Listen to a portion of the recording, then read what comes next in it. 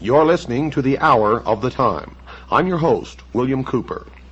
When I first saw the movie 2001, I was amazed, awed, to say the least. The entire scope of the movie was overpowering, and for most of the people of the world was completely baffling. Most people who saw that movie did not understand from beginning to end what it was that they had experienced, but they knew, everyone who saw it, knew that they had experienced something profound. That something had been communicated to the dark, deep recesses of their mind, which they did not understand, and indeed, which they were incapable of understanding. For you see, the movie was not meant for the profane, as most of us are called, by the adepts or the initiates or the priests of the mystery schools. For that movie was a message to those initiates who were well versed in the symbology and the mystery religion of an ancient religion that is practiced to this day in secret. Now I'm going to tell you the meaning of the symbology that you saw in the movie 2001, and then each and every listener should go to their local video rental store and watch the movie again from beginning to end. For it is the story of the entire human race according to the history of the mystery religion of ancient Babylon. Now, most people that I knew attributed what happened to some extraterrestrial force, and they were receiving the exoteric interpretation, or that which is meant for the profane, those who are not illumined and cannot understand what it is they are seeing. But for the initiated, what they witnessed was the creation of the world by God and the impartation of knowledge to man, the forbidden knowledge, by Lucifer through his agent Satan. For in the religion of the mystery schools, they believed that man was held prisoner in the Garden of Eden by an unjust and vindictive God, and that man was not told by this unjust and vindictive God that he could have the same powers. And man was set free from the bonds of ignorance by Lucifer through his agent Satan, and many believe that the two are the same, and that's okay because maybe they are. And that through the gift of intellect, man himself will become God. And then the story began of man's journey toward illumination. And everything in that movie was a symbol for something else. Now the audience sitting, who are what the adepts or the initiates call profane, did not understand what they saw.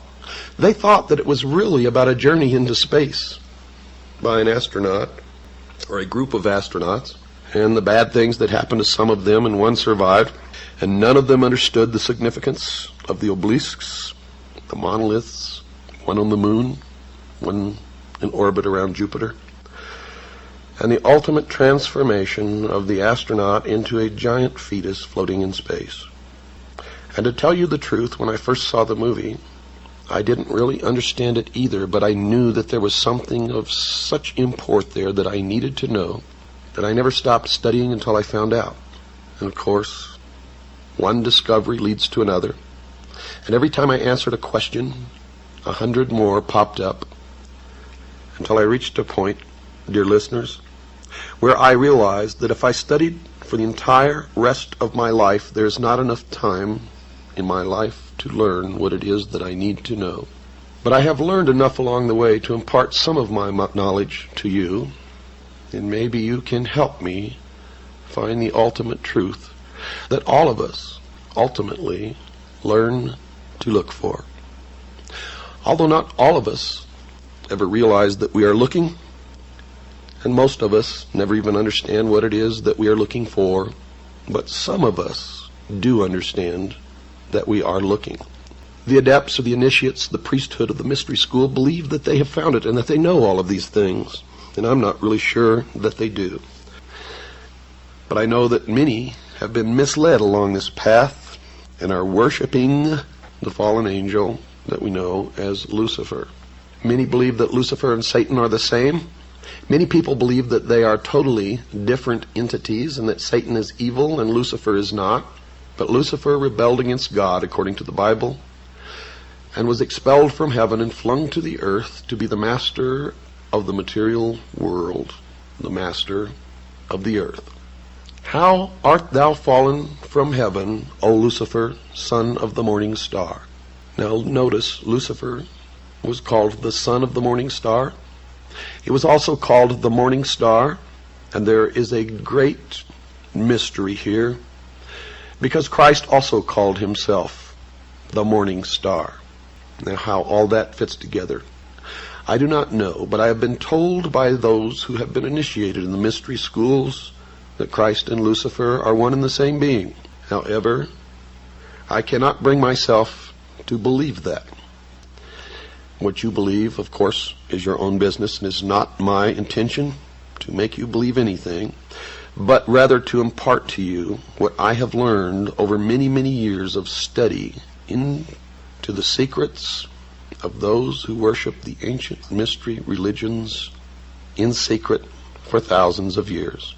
And they are the ones who have been responsible, according to my research, for most of the scientific developments and the forward movement as far as material progress goes of the human race. For they were the learners. They were the ones who developed science. They were the ones who hid their developments and used their science and their knowledge and their secrets to govern others. Usually not as kings, but as advisors and as priests, and in all actuality, the powers behind the thrones in ancient times and even today. They have ruled from the shadows, and they call themselves the guardians of the secrets of the ages. And their first religion was called astrotheology, or the worship of the heavens, and their first object of worship was the sun. The second object of worship was the moon. And everywhere you see the mystery schools or the mystery religion, you will see the symbols of the sun and the moon, also known as Osiris and Isis. Man's newfound intellect set him upon a quest that, according to those who say that they know, has never ended, even unto this day. And the modern day equivalent of this ancient mystery religion calls itself the Order of the Quest. And you will see it reflected in many of their outward exoteric branches, where they disseminate information to the public, or manipulate the public, or deceive the public, as the profane to them are nothing more than cattle to be herded and occasionally to be led to the slaughter. The message was that the new man will go into the future and the rest of us will perish. We will not be allowed into the future. If we are, it will be as slave labor until we are no longer useful, and then we will simply be exterminated.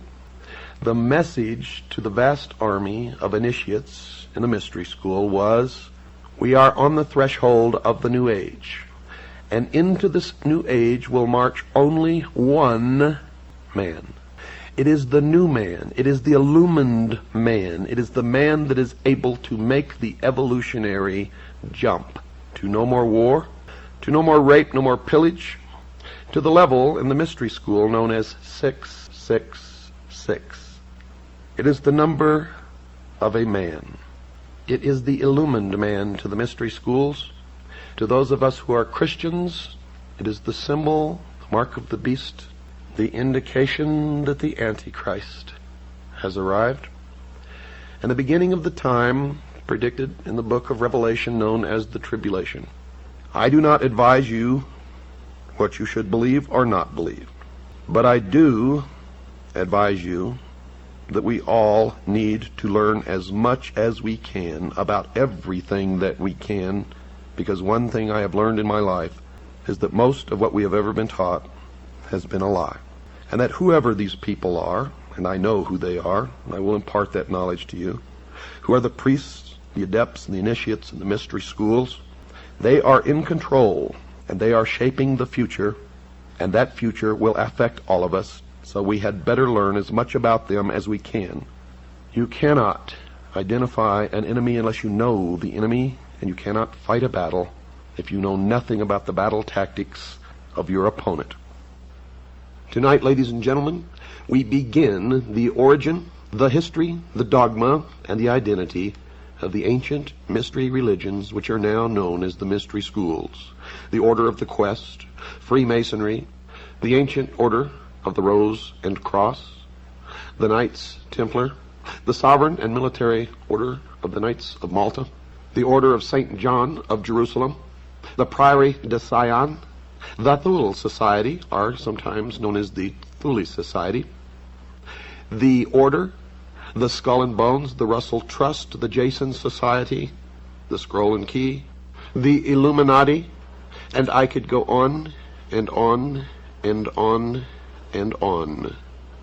But the most important thing to realize is that they all have been collectively known throughout the ages as the mystery schools, the Illuminati, which literally means illumined ones, international socialism, communism. They are all one and the same, as you will come to know, and you will understand perfectly how they've been able to infiltrate all of our society. What you hear tonight does not necessarily reflect my views or beliefs or religion. We have to begin in the beginning with every story and every history, and we have to begin at the beginning of mankind. And the beginning is the beginning according to the mystery religion. And they believe wholeheartedly that man is a product of evolution, not of an extraterrestrial race, and not of the creation of some benevolent God.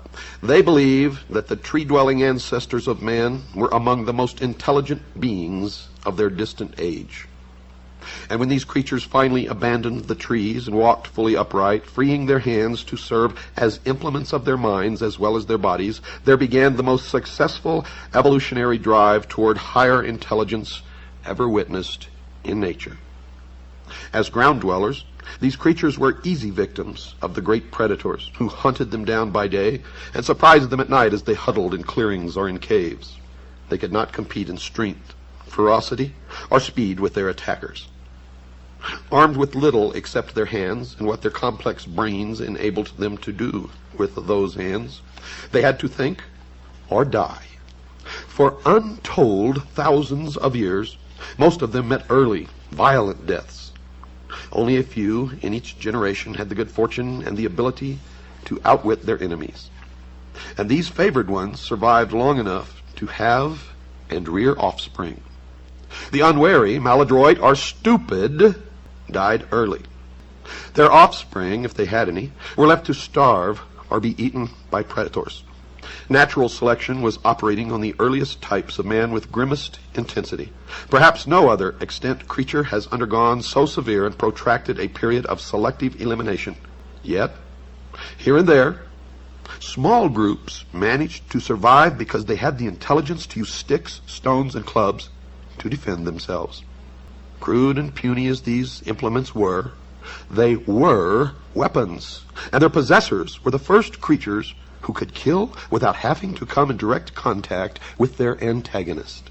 As the great beasts grew larger and either faster or more formidable, man became ever more watchful, ever more successful in pitting his wits against mass and power, more and more adept at slipping out of trouble, and as the challenge grew greater, so did his brain. For the laggards on both sides got left behind in the race for the future. And we are still engaged in that race for the future. The steps in the development of man's brain are revealed by the progressively larger brain cases which appeared with the passage of centuries.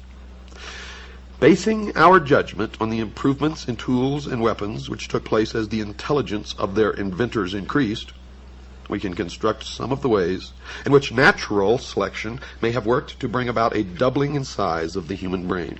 Many edible nuts are too hard for even a caveman to crack between his teeth. Accordingly, they were useless to early man until some genius of his day discovered that any nut could be opened if it were just placed upon one stone and struck hard with another. Better fed, the family of this innovator proliferated while the others died off. Perhaps centuries later, while a man sat cracking nuts between two stones, one stone broke, and the broken edge cut his hand. Previously, men in the same situation had thrown the broken stone away and nursed their cuts. But this man started thinking. He possessed an original thought. Since the edge had cut through his skin and drawn blood, it might also cut through the skin of the small animals he caught, making it easier to get at the meat. The first knife was invented.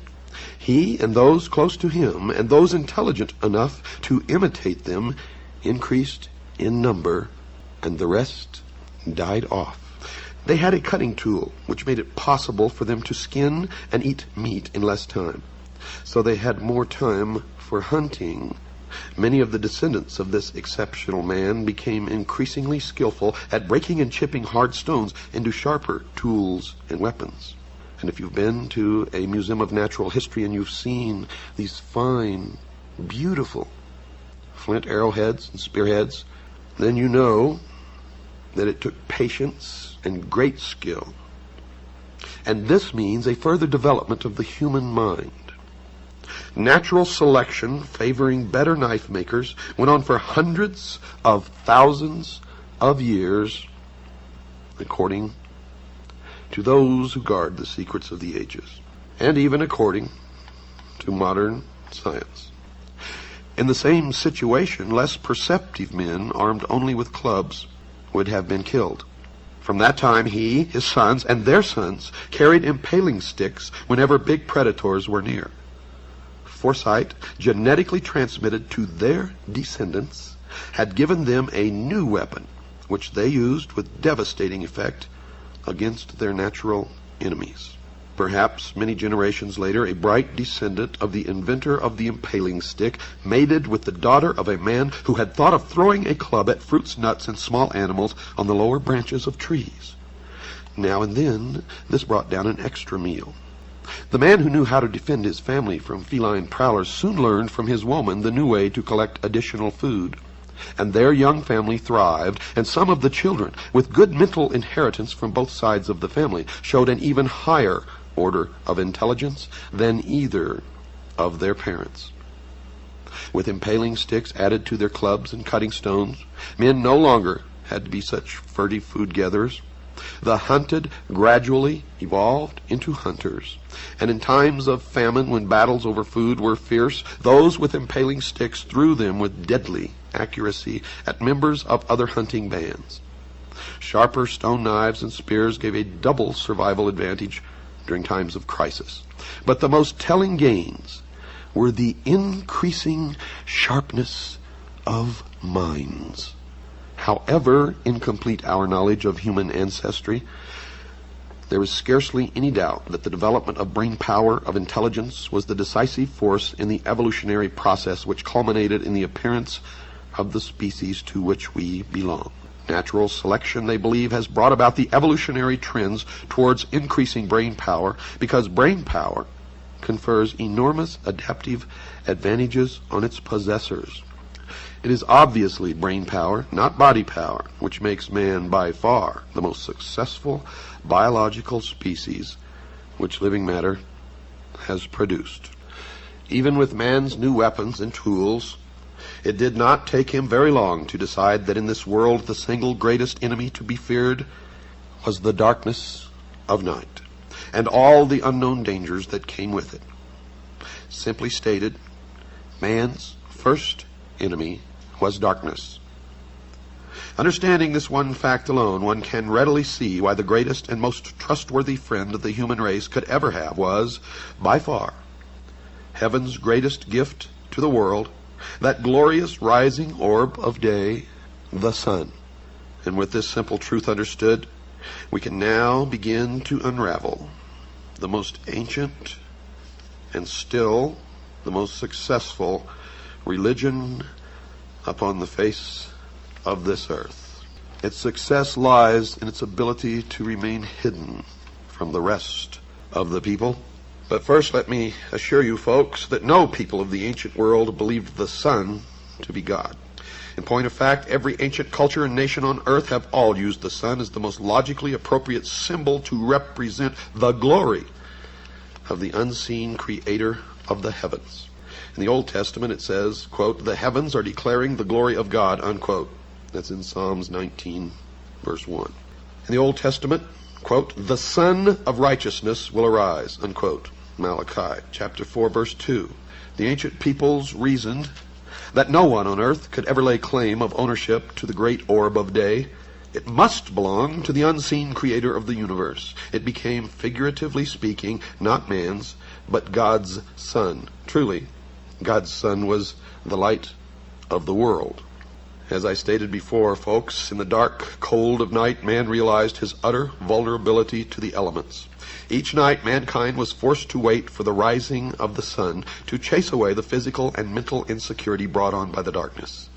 Therefore, the morning sun focused man's attention on heavenly dependence for his frail, short existence on earth, and in doing so, it became the appropriate symbol of divine benevolence from heaven.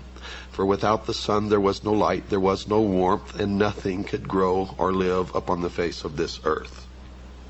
So just as a small fire brought limited light into man's own little world of darkness, likewise the great fire of day served the whole earth with its heavenly presence. For this reason it was said that the God of the Bible was a consuming fire in heaven, and so he was. It was accepted by all that man was bound to a life on earth, but the sky was the abode of God's Son. He resided up there in heaven. Ancient man saw in his male offspring his own image and likeness, and his own existence as a father was proved by the person of his son.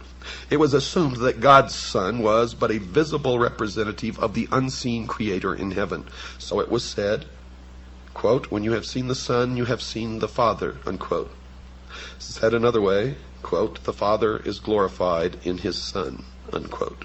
Ancient man, even with his limited intelligence at that time, had no problem understanding that all life on earth depended directly on life-giving energy from the sun. Consequently, all life was lost without the sun. It followed that God's Son was nothing less than man's Savior. Since energy from the sun gave life, and we sustained our very existence by taking energy in from our food, which came directly from God's Son, the sun must give up its life, supporting energy, so that we may continue to live. Now, I know that if you are intelligent out there listening, you are making some connections here. You see, the mystery schools believe that Christianity is a perversion of the mysteries. And while it was plainly true that our life came from and was sustained each day by our Savior, God's Son, it was and would be true only as long as the sun would return each morning. And our hope of salvation would be secure only in a risen Savior. For if he did not rise from his grave of darkness, all would be lost. All the world waited for his imminent return each morning. The Father would never leave us at the mercy of this world of darkness. The heavenly promise was surely that, quote, he would come again, unquote, to light our path and save those lost in the darkness. Logically, even if man himself died, as long as the sun comes up each day, life on earth will continue forever. Therefore, it was said in the ancient texts that everlasting life was the gift that the Father gives through his Son. For God so loved the world that he gave his only begotten Son, that we may have life everlasting on earth. And the ancient text did not mean for you personally, but on earth, everlasting life. That is the interpretation of the mystery schools. Since evil and harm lurked at every turn in the fearful dark of night, all evil or harmful deeds were naturally the works of darkness. And with the return of the sun each morning, man felt more secure in his world and therefore was at peace. Therefore, God's Son was, with his warm rays of hope, the great, quote, Prince of Peace, unquote. And of course, the reverse was equally true. The evil of night was ruled over by none other than, quote, the Prince of Darkness, unquote. Hence, evil is of the dark, or the devil. It was only a short step to see that the light of God's Son equated with righteousness and truth, and evil with darkness. From then on, it was simple to understand. Light was good, dark was bad. And the priests of the ancient mystery religion always followed the light. They always looked toward the east. They considered themselves to be illumined. That being true, then the great orb of day, God's Son, could rightly say of itself that, quote, I am the light and the truth, unquote. We should all, in their words, not mine, give thanks to the Father for sending us his Son, spelled S-U-N, in case some of you were getting confused. In every instance where I have mentioned the word Son, it has been in reference to the Son, S-U-N. For the peace and tranquility he brings to our life is even called solace. Solace is from the word solar, which means sun. Are you beginning to see the light? We now have before us two cosmic brothers, one very good and one very bad. One brings the truth to light with the light of truth. The other is the opposite, or in opposition to the light, the opposer, the prince of the world of darkness. It is at this point we come to Egypt. More than 3,000 years before Christianity began, the early morning sun Savior was pictured in Egypt as the newborn babe. The infant Savior's name was Horus. The early morning sun, our newborn babe, was pictured in two ways. The dove, known as the bringer of peace. The hawk, the god of war who punishes the enemies of God. Today in government we still use these terms, doves and hawks. And that's how powerful this hidden religion is that we use the terms of this religion even today and know it not.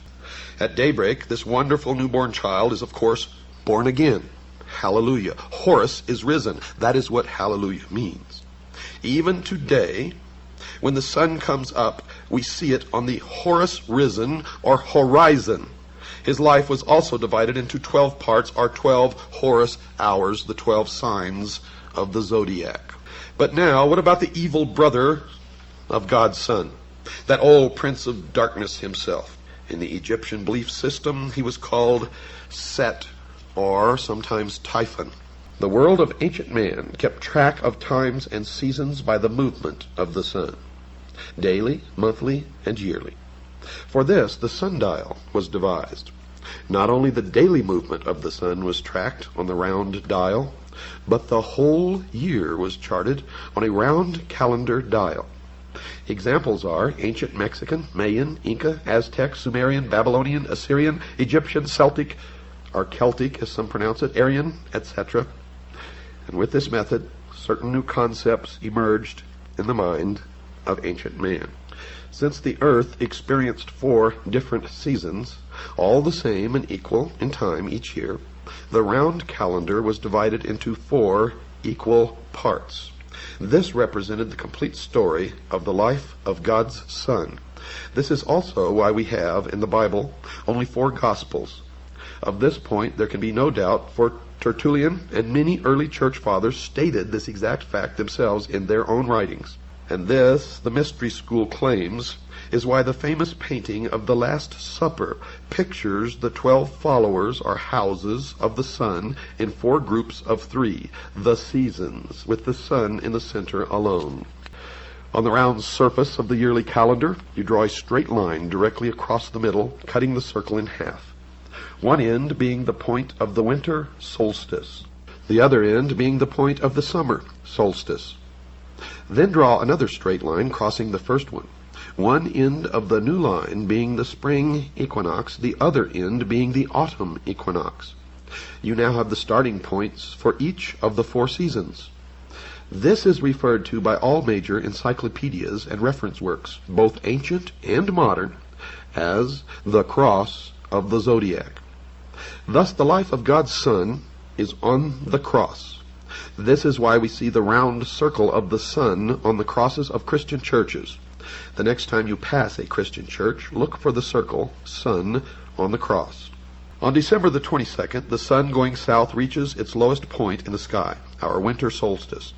At that lowest point, the sun stops moving on the sundial for 3 days, December 22nd, December 23rd, and December 24th, in the southern constellation known as the Southern Cross. Hence our Savior, dead for 3 days, died on the cross. The Southern Cross constellation, that is. This is the only time in the year, folks, that the sun actually stops its movements in our sky, according to the mystery schools. On the morning of December the 25th, the sun begins its annual journey back to us in the northern hemisphere, bringing, of course, our spring. Therefore, on December 25th, the sun is born again. And to this day, his worshippers still celebrate his birthday. It is at this point that we should look at the significance of the recurring number 12 in the Bible. First, 13 is said to be unlucky for humans. It is a heavenly number and represents the Son plus the 12 equals 13, or Christ plus the 12 disciples equals 13. It's unlucky for a different reason, folks, and I will explain that on another program, but it has to do with the persecution of the mystery school, the mystery religion. It would be well to get a Bible concordance and look to see how many times the number 12 is used in the entire Bible. Remember, the mystery religion is a religion of the heavens. Here are a few examples of the use of the number 12 in the Bible. The 12 months of the year, the 12 apostles of the sun, the 12 tribes of Israel, the 12 brothers of Joseph, the 12 judges of Israel, the 12 great patriarchs, the 12 Old Testament prophets, the 12 kings of Israel, the 12 princes of Israel, God's Son and temple at 12, and there are many more. All these examples, and countless more, derived directly from the ancient world's fascination with the 12 signs of the zodiac. Now remember, folks, what I'm giving you is the teachings of the mystery school. This does not necessarily reflect any of my own beliefs or my own religious beliefs. We cannot fight against these manipulators unless we know who they are and what they believe. And what you want to believe is your own business. Each of the 12 monthly signs were called houses of the heavenly zodiac. The astronomers of Babylon divided the sky into 12 houses. They did this to account for the fact that the planets were not always exactly in the ecliptic, but appeared to wander a certain number of degrees either side of it. They therefore had to assume that each sign of the zodiac extended its influence through a fixed portion of the sky, which they thought of as a house to which a planet could return when it completed one of its journeys about the sun. The great god of the day had its house in Leo, the Lion of Judah, where he ruled at the head of his splendor. The moon ruled in Cancer at the right hand of the sun. The other planets were given 2 houses, one for day and one for night. And since the zodiac divided the sky into 12 equal portions, each of these houses was also equal, comprising 30 degrees, or 1/12 of the 360-degree circle. And the houses and signs of the zodiac were as follows. Aries was the ram, or lamb of God. Taurus, the bull, the golden calf. Gemini, the twins, which represented Cain and Abel, Jacob and Esau, are Jesus and Satan, for in Mystery Babylon, Jesus and Satan are brothers, and in some sects of the mystery religion, they are the same entity. Cancer, the crab. Leo, the lion of the tribe of Judah. That can be found in Revelations 5, verse 5. Virgo, the virgin, spring birth of God's Son, or Mary. Mary, or Marie, means pure, thus Mary, the virgin, the mother of God, when God is reborn or born in the spring. And that is where the mother holding the child, Isis with the child, Horus, and all through the history of the world, you will find a virgin holding a child in every culture, every language, in every continent of this earth. Libra, the scales. Scorpio, the scorpion, the backbiting traitor, Judas. Sagittarius, the archer. Capricorn, the sea-goat, or the goat of Mendes. Aquarius, man with the water pitcher. Pisces, the two fish. The age that we are leaving at this point in time is the age of Pisces. And according to the mystery religion, we are entering into the age of Aquarius very soon in our future. And to them this has great meaning, for it means the dawn of the new age, the age of the illumined man. The number of the man is 666 in the mystery religion. Next we read at 1 Peter chapter 5, verse 4, that God's Son is the chief shepherd. This word chief is very important, for at 1 Peter chapter 2, verse 6, and again at Ephesians chapter 2, verse 20, God's Son is called the chief cornerstone. Now, in our research into the mystery schools, we find that the word in Greek for chief cornerstone simply meant the peak of a pyramid. Well understood by the Christian writers was that of an important stone which was both acro, a peak, and a goniaios, a cornerstone. But there are 4 or more corners to a building, and a stone at a corner cannot be uniquely significant. Although you will find in Freemasonry the ceremony of laying a cornerstone for every building that is built, and you look at all the buildings in Washington, D.C., you will see a cornerstone with the Masonic symbols and Masonic date of the mystery schools of the calendar of 6,000 years. We found that we don't believe that it can be significant unless the stone be at the apex of a pyramid where all corners meet and bond together, and that is the secret of the truncated pyramid, missing the capstone on the reverse of the Great Seal of the United States. For we have found in our research that in the mystery religion, the Master Mason is the cornerstone or the peak of the pyramid, the illumined man, who functions as the eye of Horus or the spy for the mystery schools wherever he is at. Just as the Great Pyramid near Mexico City is called the Pyramid of the Sun, so also the Great Pyramid of Egypt was actually dedicated to Horus, the sun. A picture of this you may see on the back of any $1 bill. Above the pyramid, folks, is the eye, the sun, the eye of Horus, the son of God. According to astrology, sometime after the year 2010, the sun will enter into his new sign, or his new kingdom. As it was called by the ancients, this next coming sign or kingdom soon to be upon us will be, according to the zodiac, the house or sign of Aquarius. Yes, according to the mystery schools, we are in the last days of the old age of Pisces. Soon, God's Son will come again into his new kingdom, or new age, and that's where all this new age movement and new age comes from, new age of Aquarius, man with the water pitcher. Luke chapter 22, verse 10. That's right, folks, the new aeon, or the new age. This, according to the mystery schools, is the perversion of Christianity. This is the theme of the Bible, God's Son and his coming kingdom age, the new age of Aquarius. Now, what you choose to believe is your business. Remember, don't get mad at me. I am teaching you the mystery religion of ancient Babylon. And I am telling you right now, many people practice this mystery religion in secret, and they hate Christians. They hate Christians because they believe that Christianity is a perversion of their religion, and thus is their enemy. The sun enters each heavenly sign or house of the zodiac in what is called the 30th degree, and leaves at the 33rd degree. Thus God's Son is said by the ancients to begin his ministry at 30 and dies at 33. A Freemason is not told the truth of the object of his worship until he attains the 30th degree. And this is why the highest degree in Freemasonry is the 33rd degree, for no one can rise higher than the sun. When viewing the shimmering rays of sunlight on a body of water at dawn or sunset, one can still see today how God's Son walks on water. It was well understood by ancient man that our weather was caused and controlled by the sun. It was a simple fact that God's Son had the power to control storms at will. The ancient Egyptians taught that he did this as he rested in his heavenly boat while crossing the sky. Thus we read that God's Son quieted the tempest, or great storm on the sea, while in his boat.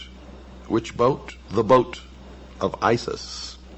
Ra, the sun god, also known as Osiris, in the bark of millions of years in which he traversed the heavens, he wears on his head and accompanies a vast sun disk, symbolizing his powers as Lord of the heavens. The boat formed of a serpent bears his eye, and the god is seated on a pedestal representing Mayet, the divine order.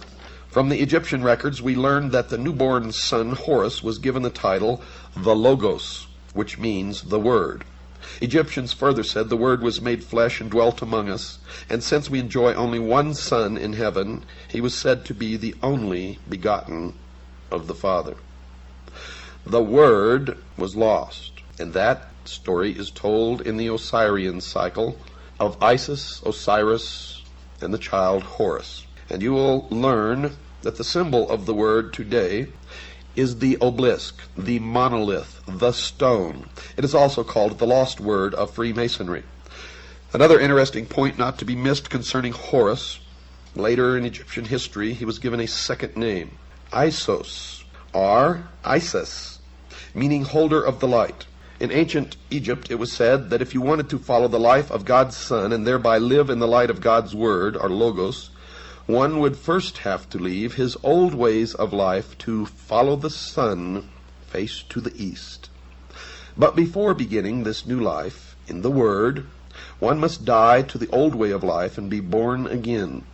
George Bush, when asked at a press conference by a reporter if he was a Christian, Mr. Bush said this, quote, "If you're asking if I have been born again, the answer is yes," unquote.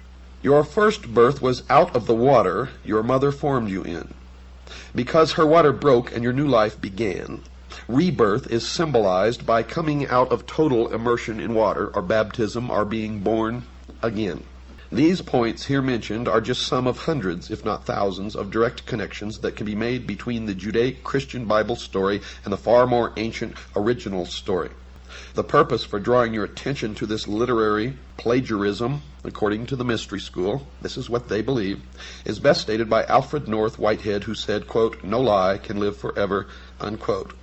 They hate Christians, they hate Christianity, and the first object is to destroy the Christian church and Christians, to wipe them off the face of the earth. If you are a Christian, you are in the greatest danger that you can even imagine at this moment, as the New World Order takes shape around you. In the most ancient Egyptian understanding of things, mankind was called the sheep of God. And the great orb of day, God's Son, was the overseer, or, in the exact words from the ancient Egyptian manuscript, the Good Shepherd. And we are his flock. All ancient kings thought of their people as sheep to be pastured with themselves as the shepherd. Sheep are ideal followers, you see, for they do not think for themselves, but will blindly follow anyone without question, and that's why I call most people sheeple. It's truly admirable behavior for animals, but it is very, very unwise for humans. Sheep were born to be fleeced and have the wool pulled over their eyes, and are eventually always led to the slaughter. Lastly, they end up as a tasty meal eaten by their masters, and their skin, or their hide, or their wool is worn as an apron around a Freemason's waist. How about that? Isis was the patroness of the magical arts among the Egyptians. The use to which magic should be put is revealed in the Osirian cycle, where Isis applies the most potent of her charms and invocations to accomplish the resurrection of Osiris. In other words, the redemption of the human soul. That the gods of Egypt were elements of a profound magical system and possessed a significance far different from that advanced by modern Egyptologists is certain. The various deities of the Nile Valley were elements of an elaborate magical, metaphysical system, a kind of ceremonial Kabbalah. This cannot be denied. You may wonder where all this is going, but it becomes clear when you understand that the Egyptians inherited the religion of Babylon. So are we to presume that this single phase of ceremonial magic constituted the entire repertoire of the Egyptian thaumaturgists? You see, if they could manifest such surprising power, is it not probable that they possessed a knowledge of other natural hidden forces, forces as yet unknown to the modern public world, which is possibly of inestimable value, which may still be contained within what is called the secrets of the ages, which is guarded by the modern mystery school, which is still the ancient mystery school brought forward through the ages? We are assured in the authorized version, and note I say authorized version of Holy Writ, that the magicians of Egypt changed their staves or rods into serpents in the presence of Pharaoh. In Egypt, we are dealing unquestionably with true manifestations of occult power. The learned author of Art Magic presents what may be accepted as a reasonable, accurate estimation of the priest-magicians of the old Egyptian mysteries. Quote, "They were highly educated, scientific men. They understood the nature of the lodestone, the virtues of mineral and animal magnetism, which together with the force of psychological impression constituted a large portion of their theurgic practices. They perfectly understood the art of reading the innermost secrets of the soul, of impressing the susceptible imagination by enchantment and fascination, of sending their own spirits forth from the body, which many modern metaphysical teachers claim that they can do, as clairvoyants under the action of powerful will. In fact, they were masters of the art now known as mesmerism, clairvoyance, electrobiology, etc. They also realized the virtues of magnets, gums, herbs, drugs, and fumigations, and employed music to admirable effect. And no one since has been able to perfect or even come close to their art of embalming the dead. You know, Plato, and I wrote this in my book, was an initiate of Mystery Babylon, and was actually initiated in the Great Pyramid in Egypt, where he lay in the sarcophagus for 3 days and 3 nights. He entered as a mortal man, and according to his writings, emerged as a god, given or imparted knowledge which he was to guard and keep. Remember, they called themselves the guardians of the secrets of the ages. From the writings of Proclus and Iamblichus, we can gain a considerable insight into the principles of Egyptian magic. To the old philosophers, even Pythagoras and Plato, magic was no mystery. According to Proclus, the initiated priests so fully understood the mutual sympathy between the visible and invisible worlds that they were able to change the course of action and focus divine virtues upon inferior natures. And according to Plato, the highest form of magic consisted in the divine worship of the gods, plural. And according to Iamblichus, the priests, through sacerdotal theurgy, were able to ascend from a material state of unconsciousness to a realization of the universal essence, thus coming to an understanding of universal purpose, by which the performance of high feats of magic became possible. Thousands of years later, Aleister Crowley claimed the same thing. Now this is significant. It's proper at this point to establish a clear line of demarcation between magic and sorcery. You see, the term magic was not associated with occult jugglery by the Egyptians, but arose from a profound understanding of natural law. Magic, says General Albert Pike, is the exact and absolute science of nature and its laws, unquote. From the knowledge of this absolute science arises occult science. Occult merely means hidden, folks. From experience in occult science, in turn, arises the theurgic art. For as surely as man has adapted his physical universe to his purposes, so surely the adept of the mystery school adapts the metaphysical universe to his purposes. men like Aleister Crowley, have proven that it has been passed down through the ages and is kept and practiced secretly by those who call themselves the guardians of the secrets of the ages. From all these different philosophers who visited Egypt, we shall secure a better estimation of the profundity of Egyptian learning than from even the Egyptian writings themselves. Plato went to Egypt and was initiated into the mysteries in the Great Pyramid, where he lay for 3 days and 3 nights in the sarcophagus, during which he was imparted knowledge which he was to guard, protect. He describes his initiation in his writings. If we can assume the pragmatic viewpoint that the substance of matter is to be determined from its consequences, then we must indeed highly reverence the wisdom of the Egyptians. For it seems that first among the consequences of that wisdom is civilization itself. That cannot be doubted.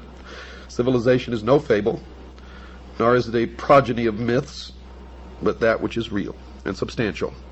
And it bears witness to a profound and superior wisdom, which must have existed over a great period of time, and have been communicated to at least a privileged few since the very beginning of man's cultural impulse. Now we can also take the example of Pythagoras, the great philosopher. While a youth, if we may credit Iamblichus, associated himself with Thales of Miletus, from whom he gained a considerable knowledge of the mysteries. Thales, being at that time of great age and infirm body, apologized for his incomplete understanding of the sacred doctrines, and urged Pythagoras to visit Egypt, the motherland of wisdom as it was called in those days.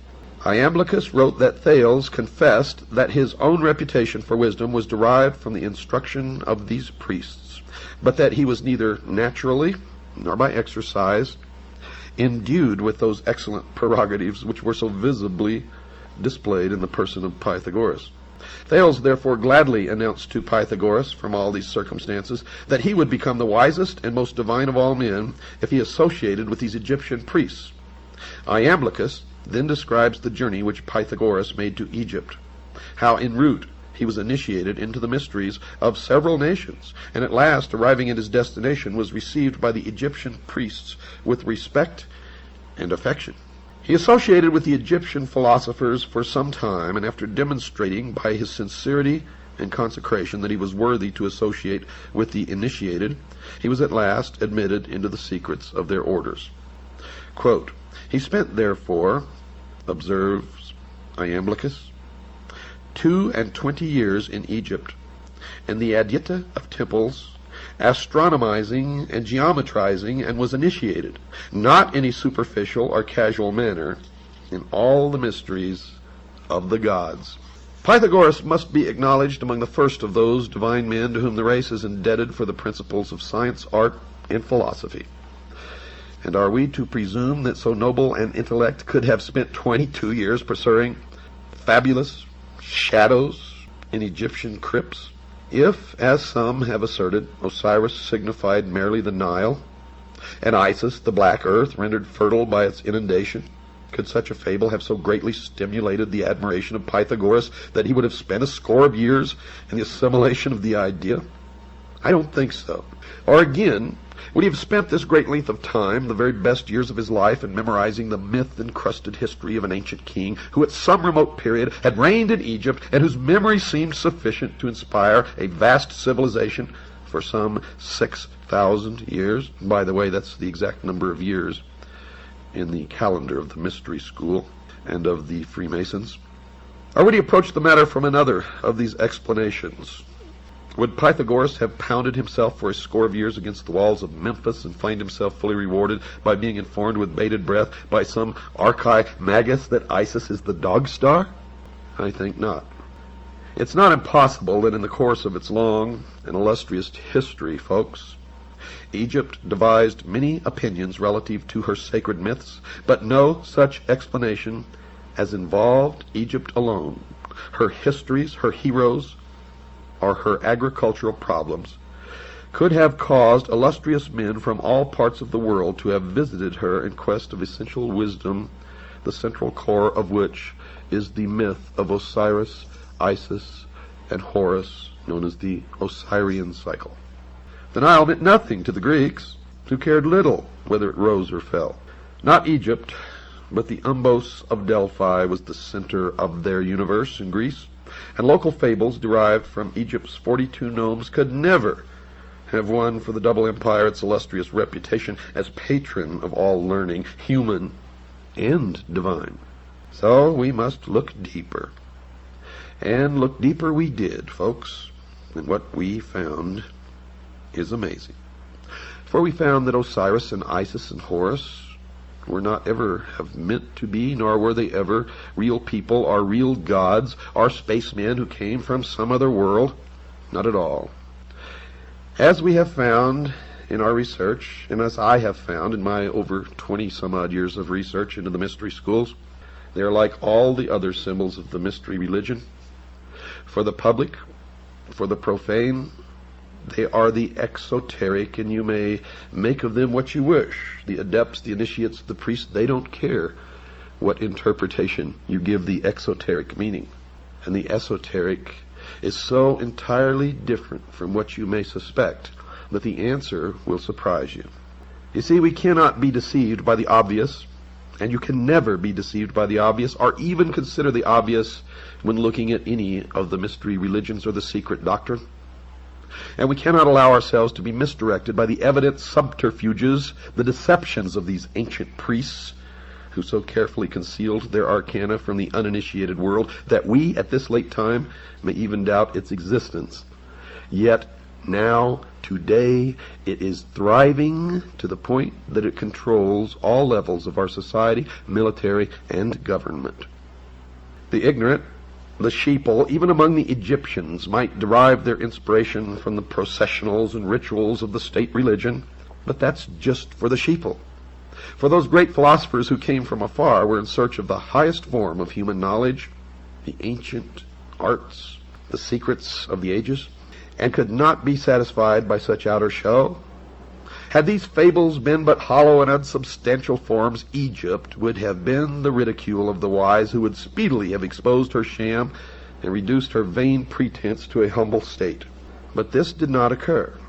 You see, the initiates of her mysteries, returning to their own countries, not only felt themselves more than repaid for their hazardous journeys and long vigils, but furthermore, they became founders of distinguished systems of thinking, disseminators of useful knowledge, and in all cases bore witness to a broad and deep learning, and they always took with them a plan for the unfoldment of a world utopian government, which plan still exists today and is still being carried out in secret as the completion of the great work. Diodorus describes two famous columns erected near Nysa in Arabia, one to Isis and the other to Osiris. Now remember, Osiris and Isis never lived, they were not real people, and they were never gods. They are symbols for something much deeper. So when you listen to the interpretation of the inscriptions on the columns, the column to Isis bears this inscription, quote, "I am Isis, queen of this country. I was instructed by Mercury. No one can destroy the laws which I have established. I am the eldest daughter of Saturn, the most ancient of gods. I am the wife and sister of Osiris the king. I first made known to mortals the use of wheat. I am the mother of Horus the king. In my honor was the city of Bubastis built. Rejoice, O Egypt, rejoice, land that gave me birth," unquote. The column to Osiris bore these words, quote, "I am Osiris the king, who led my armies into all parts of the world, to the most thickly inhabited countries of India, the north, the Danube, and the ocean. I am the eldest son of Saturn. I was born of a brilliant and magnificent egg, and my substance is of the same nature as that which composes light. There is no place in the universe where I have not appeared, to bestow my benefits and make known my discoveries," unquote. And the rest of the inscription, of course, was destroyed. Now, while the inscription on the pillar or the obelisk in honor of Isis may be veiled, the inscription on the obelisk dedicated to Osiris is certainly not.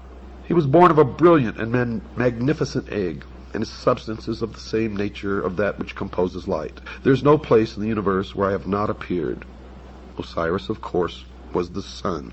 In examining Plutarch's treatise, the introductory remarks appear of special significance. Yet, folks, these remarks are wholly ignored by Egyptologists who are content to confine themselves entirely to the fable which constitutes the larger part of the writing.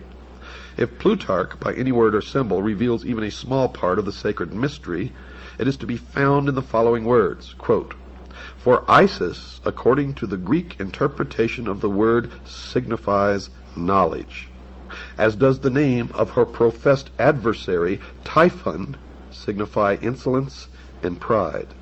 A name, therefore, extremely well adapted to one who, full of ignorance and error, tears in pieces and conceals that holy doctrine which the goddess collects, compiles, and delivers to those who aspire after the most perfect participation of the divine nature." Osiris, the black god of the Nile, must be regarded as the personification of an order of learning, for Plutarch identifies him beyond question with the holy doctrine or the mystery tradition.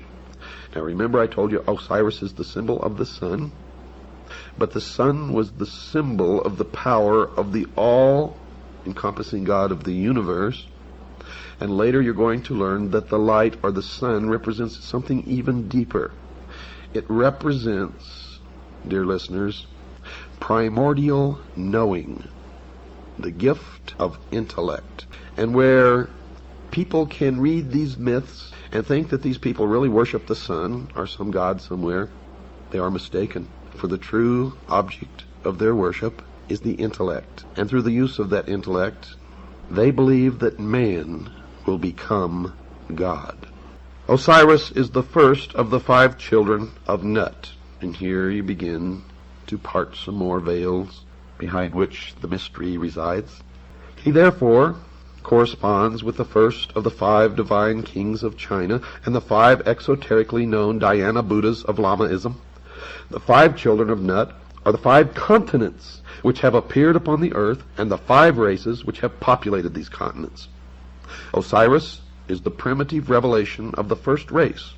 But as Isis was born upon the 4th day, we find this tradition coming into Egypt through the Atlantean mystery school of which Isis is the symbol, and you will find at the base of all of these things Atlantis. In this country, the Freemasons established the city of Atlanta as the new Atlantis. They believed that there was a time, the Golden Age, when truth and wisdom ruled the earth, and this aristocracy of wisdom was a benevolent despotism, and that's what they want to reestablish. Benevolent to who? That's the question. In which men were led to a nobler state of being by the firm, kindly hand of the enlightened sage. This was the divine dynasty of the mythological priest-kings who were qualified to govern humanity by virtue, not only temporal, but by divine attributes.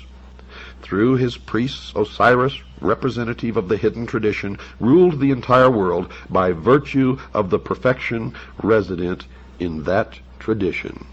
Now, if we concede that Osiris is the positive pole of the universal life agent, as the mystery school does, then Isis becomes the receptive pole of that activity. He is the doctrine, she is the church. As in Christianity, it is customary to refer to the church as the bride of Christ. So in Egypt, the institution of the mysteries was the great mother, the consort of heaven herself. From this interpretation, we gain a deeper insight into the symbolism of the whole Osirian cycle. Isis, you see, becomes the temporal order of the priesthood, the accumulative body of initiates. She is personified as the temple. She is the mother of all good, the protectress of all right, and the patron of all improvement. According to the mystery schools, she ensures nobility, inspires virtue, and awakens the nobler passions of the soul. As Diana of Ephesus, she is the multimamia who feeds all creatures from herself. And many of you may have seen illustrations in books or little statues or portraits or pictures on somebody's wall of Isis in the role of the multimamia, where she has many breasts all over her torso and on her legs and arms, all over her body. Well, that's what this represents. As Diana of Ephesus, she is the multimamia who feeds all creatures from herself.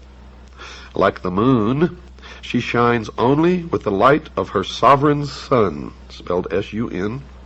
even as the temple can only be illumined by its indwelling truth. So Isis is the moon, Osiris is the sun. Remember what this means, folks. He is the doctrine, she is the church. Typhon, according to the mystery schools, is the embodiment of every perversity. He is the negative creation, the Ahriman of Zoroastrianism. And remember, we talked about the movie 2001, and in the beginning of the movie, the musical score that you hear, the name of it is Also Sprach Zarathustra, which is a tribute to Zoroaster, which is the androgynous god. The combination in one of the positive, the negative, good, evil, male, female, etc., etc., etc. It is the concept that Christ is also Lucifer, or that they are twins, and that's what they teach in the Mormon Church. Typhon, according to the mystery schools, is black magic and sorcery, the Black Brotherhood, also known as the Jesuit order. Nephthys, his wife, is the institution through which he manifests. He is neither a single evil, nor even a sequence of ills, but an infinite diversity of them, indescribably insidious, empowered to infect the fabric of church and state. The enemy of the mystery schools are three: the church, the state, and the mob. And of course the mob is us. Typhon lured Osiris into the ark of destruction at the time when the sun enters the house of the scorpion. Hence we know him to be the eternal betrayer, or Judas, that ageless Judas, who undoes all good things and inevitably presages ruin. He is the power of the physical universe, which is constantly seeking to destroy the spiritual values locked within its substances. You will see that they have a talent for turning things around. Of all good things, Typhon is the opposer, according to the mystery schools, occupying the position of the eternal negative. This evil monster may well be generalized under the appellation of the adversary. In the initiation rites, he is also the tester, or the trier. Quote, the Lord who is against us, unquote. According to the mystery religion, he is the personification of ambition, and ambition is the patron of ruin. It was ambition that set Typhon plotting for the throne of Egypt, designing how he should destroy the power of his brother. A learned Jesuit father sees in Typhon Cain, and in his brother Osiris Abel. If such a parallel actually exists, then the biblical allegory is susceptible of the same interpretation. But you see, they have twisted everything around. Typhus lured Osiris into the ark of destruction at the time when the sun enters the house of the scorpion. Hence we know him to be the eternal betrayer, that ageless Judas, who undoes all good things and inevitably presages ruin. Now this may sound to you that we're talking about Satan or the devil. But you see, in the mystery schools, they consider their god, Lucifer, to be the true, good God, and they consider the God of Christianity to be the evil God. They believe the advent of greed and perversion marked the end of the Golden Age, the Osirian Age, which the Osirian cycle is just a symbology of this. And the Golden Age, of course, golden oro, always has stood for the sun. Osiris is representative of the sun. And outwardly these people worship the sun, but the sun is just another symbol for their god Lucifer, the light, the intellect. What then of Isis, the mother of the mysteries? She who was so defiled and desecrated by the profane that her sages and prophets were forced to flee into the wilderness to escape the machinations of the evil one. Is she not the woman clothed with the son of Revelation who flees with her man-child into the wilderness to escape the evil purposes of the great dragon? Well, folks, that's what the mystery school believes, but I can tell you that's not true. You see, the mystery school was the original college run by Nimrod in the city of Babylon. And the college was a college of priests who practiced the religion of the sun. The college, the adepts, the initiates, the priests were scattered all over the world when Seth, the son of Noah, came with an army and defeated Nimrod. And this is where the legend really comes from, because Seth chopped Nimrod up into little pieces and scattered him all over the land. In the legend of the Osirian cycle, Osiris was chopped into 14 pieces. Isis came to put him back together again and bring him to life. She could find all the pieces save one, the phallus, or the generative force. It is now known as the lost word of Freemasonry. And the phallus is represented by the obelisk, the monolith. It is the penis of Osiris, the generative force. It represents the lost word of Freemasonry. It represents the Luciferian philosophy. It represents the light, the sun, Lucifer, the intellect. The glory of Egypt, according to these people, ceased with the death of Osiris. The mighty temples still stood, but the God who illuminated them had gone. The priests bowed helplessly before the dead embers of their altars. And one by one the sanctuaries crumbled into ruin, and the custodians of these ancient truths hid themselves in obscure corners of the earth, lest they be hunted down and slain for the sin of dreaming and hoping for a better day. Isis then, as the scattered but still consecrated body of initiates, began the great search for the secret that was lost. And this is all in reference to Seth's army scattering the college of priests in the ancient city of Babylon. And later it refers to the Knights Templar, who brought the mysteries from the Middle East to Europe. In the dark retreats of Islam, the Sufi explored the depths of nature. Among the Jews, the learned rabbins unraveled the intricate skein of Kabbalism.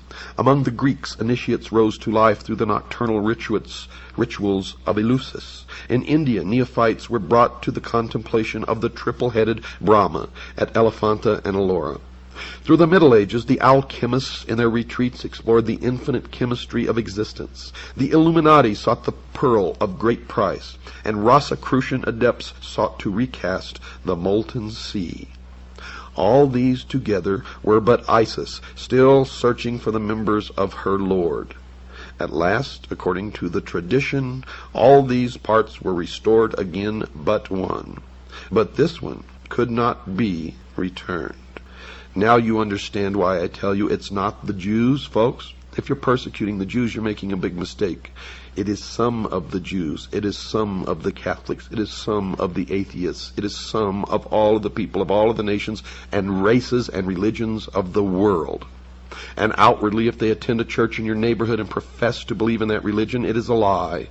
It is how they gain influence and power in that community. For they worship one God and one God only in the temple without windows, the headquarters of which in this country is exactly 13 blocks from the White House. The Egyptian allegory tells us that the phallus of Osiris was swallowed by a fish. The significant force and the power in the age of Pisces was Christianity, and the fish actually refers to Christianity. Isis, the priesthood, with their initiatory process, had accomplished all that could be accomplished by natural philosophy. Therefore, recourse is again had to magic. The golden phallus is rendered alive by the secret processes rescued from the lost book of Thoth. Thus the divine power of Osiris is restored through the regeneration of man himself and the processes of initiation. The institutions raised in the world to perpetuate the deeper truths of life, according to them, labored on through the centuries, seeking for the lost key, the living crux ansata, which, if rediscovered, would enliven and impregnate the whole world, and restore the good king Osiris to the throne left empty by his cruel death. It is their duty to reestablish that golden age when wisdom personified as Osiris and not selfishness personified by Typhon shall dictate the whole course of human procedure. The day must ultimately come when the Horai, by virtue of their royal purpose, accomplish the consummation of the great work.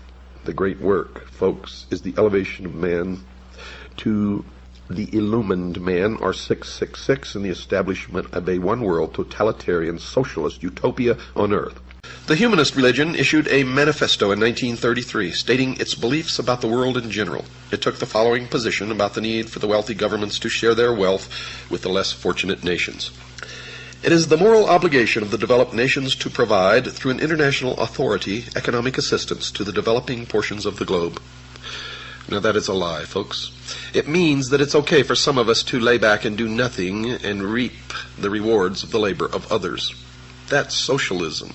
That's what it's all about. Communism, socialism, it's the same. And these people, the worshippers of Mystery Babylon, are the original communists. They are international socialism. They invented it. Now, the reason, folks, why these changes are necessary was explained by Manly P. Hall, perhaps the world's leading authority on esoteric words and language. He was a 33rd degree Freemason. He wrote in his book entitled Lectures on Ancient Philosophy, quote, "The time has not yet arrived when the average man is strong enough or wise enough to rule himself," unquote. And he explained who he considered worthy enough to rule those on the world considered by the experts to be incapable of governing themselves. He wrote this, quote, "Never will peace reign upon the earth until we are ruled by the fit." And who is the fit?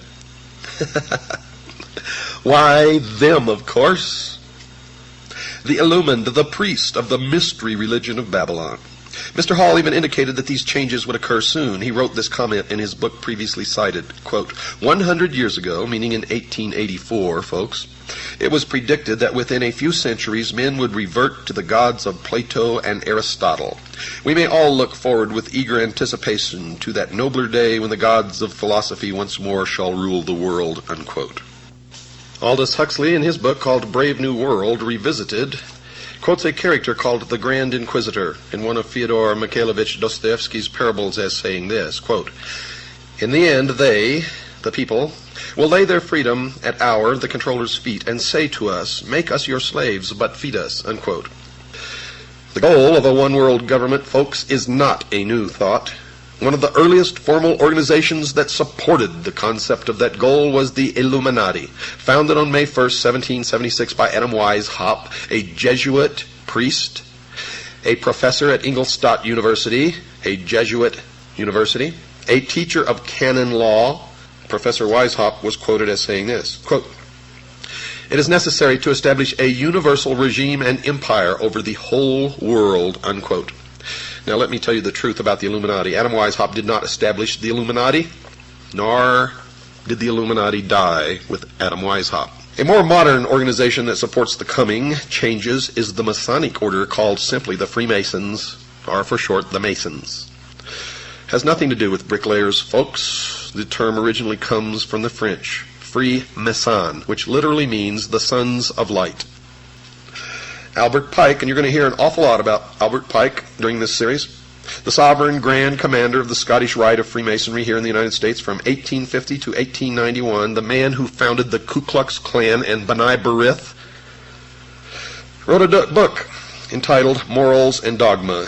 And when and if you can find that book, don't pass it up, buy it and read it, so the outsider can know that whenever Mr. Pike speaks, he speaks with authority and knowledge. He is perhaps the greatest Masonic writer of all time, and I would add next to Manly P. Hall. His book is given to each Scottish Rite Southern Jurisdiction Freemason who is asked to read it. There seems to be a difference of opinion as to whether or not this book is still required reading for each Scottish Rite Mason. As we were told that it was given to each Scottish Rite Mason in Tucson, other Masons say that that is not true. But you have to remember they're sworn not to reveal the secrets of the lodge, and therefore you can never trust them to tell you the truth no matter what they're telling you. But in this book, Morals and Dogma, Pike informs the new Mason about the moral teachings of the Masonic Lodge. He instructs the Masonic reader that the order will eventually be asked to rule the entire globe, and he wrote this, quote, "The world will soon come to us for its sovereigns and pontiffs. We shall constitute the equilibrium of the universe and be rulers over the masters of the world," unquote. He wrote this supportive statement in a book entitled Legenda, quote, "And thus the warfare against the powers of evil that crushed the order of the temple goes steadily on, and freedom marches ever onward toward the conquest of the world," unquote. Reference to the order of the temple is reference to the Knights Templars, who were destroyed in concert by King Philip of France and Pope Clement V. And the powers of evil referred to in this paragraph is the Christian church, the Christian religion, Christianity as a whole. The major worldwide movement that champions a one-world government, folks, under a religious leader is a new phenomenon occurring worldwide called the New Age movement, a creation of Freemasonry. The newspaper put out by the Scottish Rite of Freemasonry is called The New Age.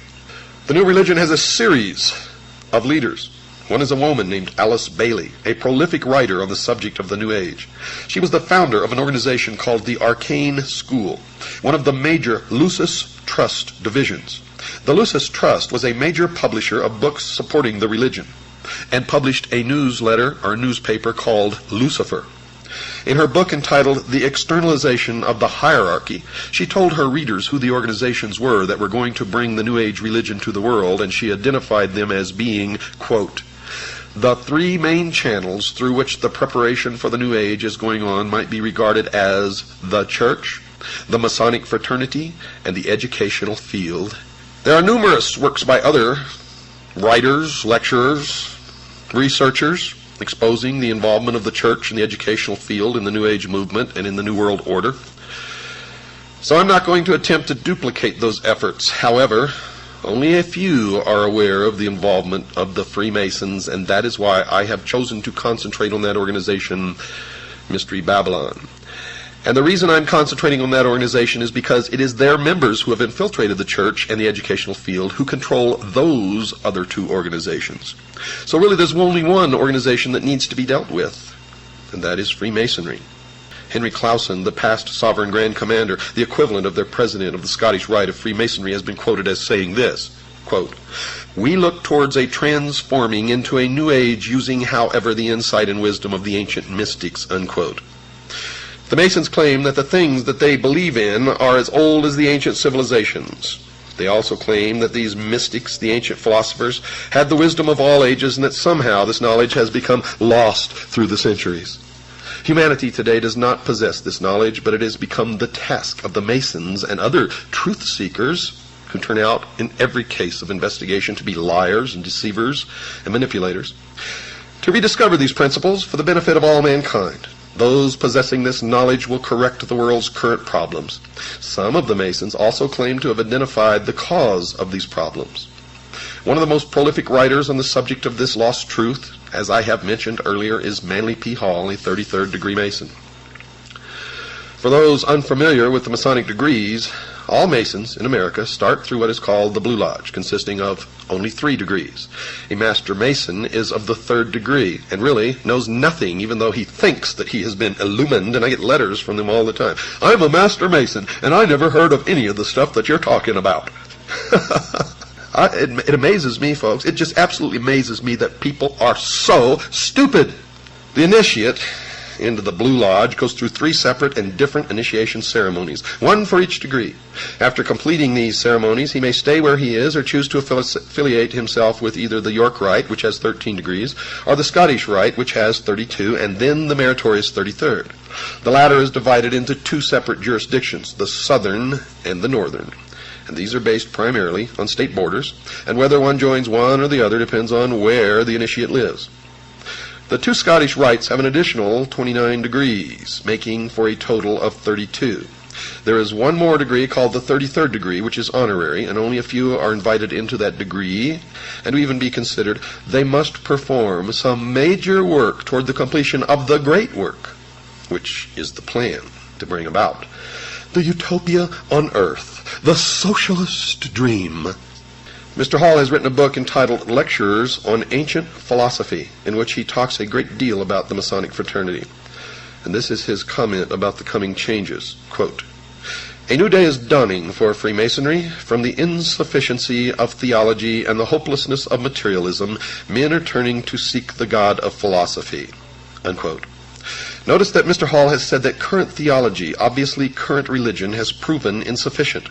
Also, he feels that materialism, meaning the right to private property, is also a failure. But more importantly, he points out that this new God of the Freemasons is somehow different from the God of the Jews and Christians. As will be illustrated later, some of the Masons believe that the God of the Bible is a God of evil. Helena Petrovna Blavatsky, perhaps the founder of the current New Age movement, has also determined that the Masons are somehow supportive of her religious views.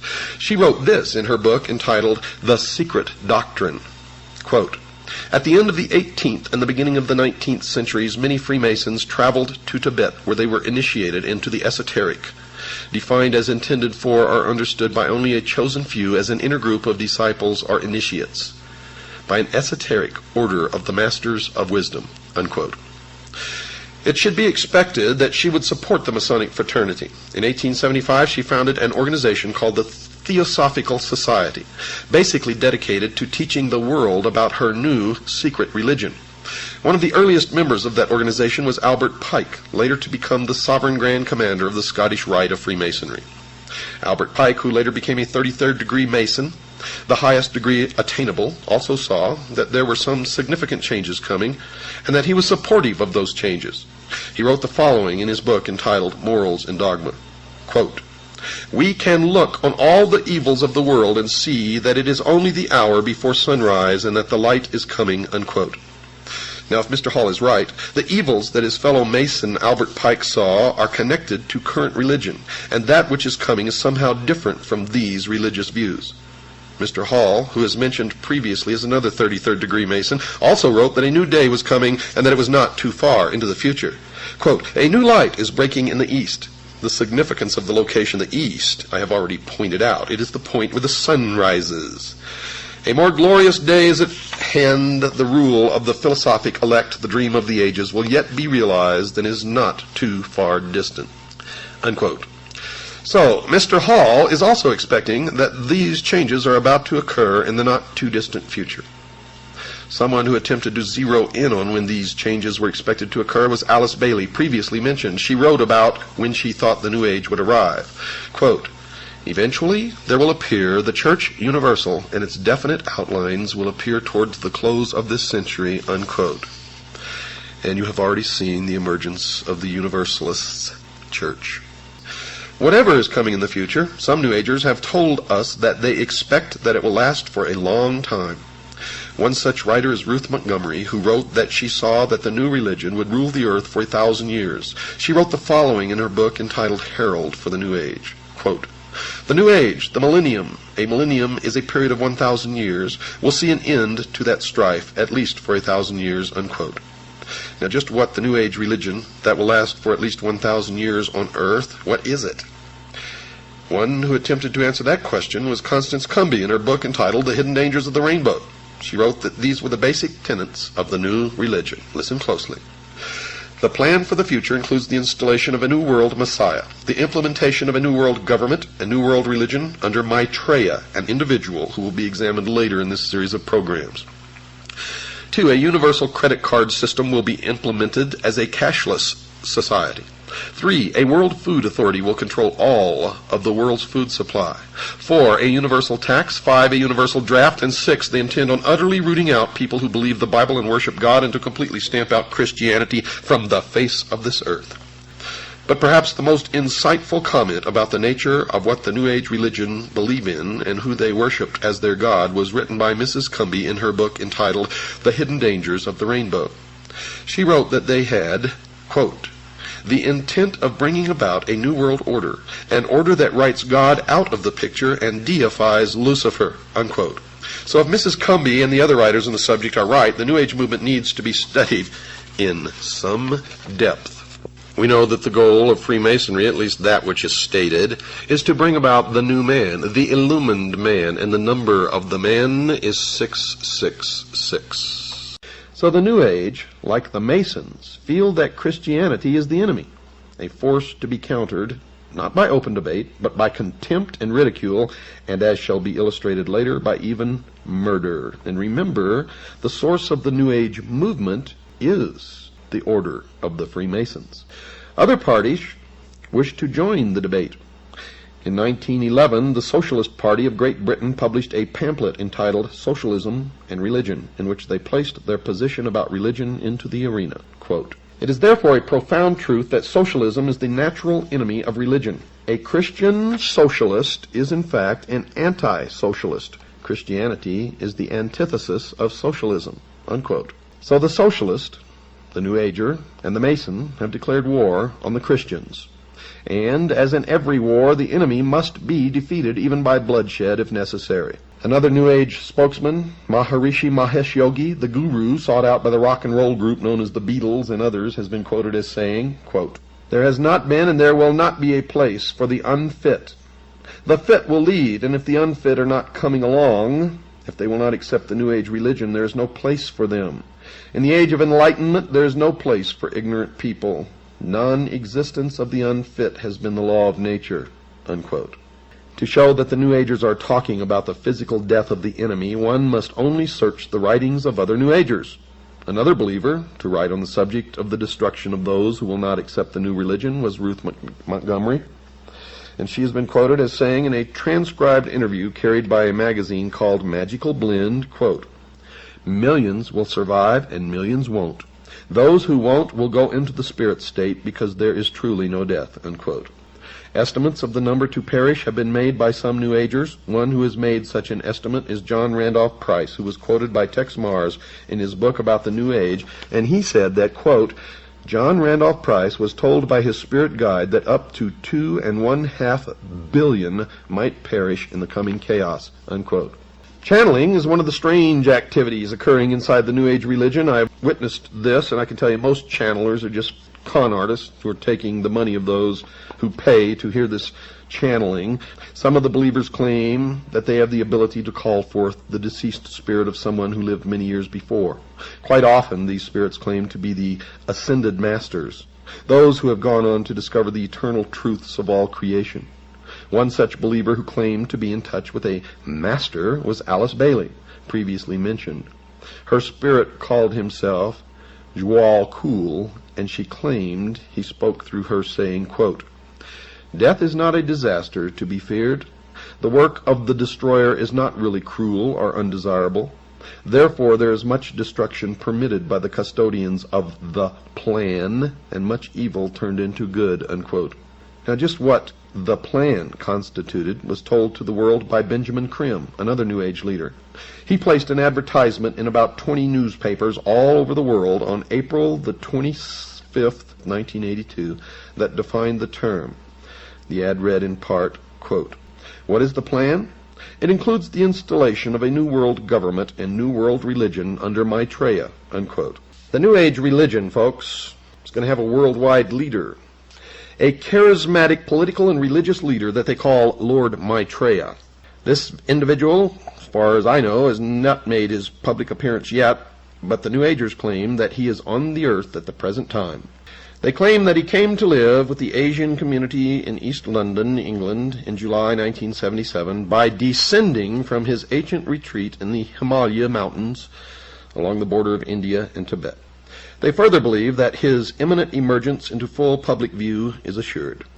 They also claim that this individual is the one that the Christians call Christ, the Jews call the Messiah, the Buddhists call the fifth Buddha, the Hindus call Krishna, and the Muslims call the Imam Mahdi. In other words, all of the major religions of the world are awaiting the arrival of this one individual.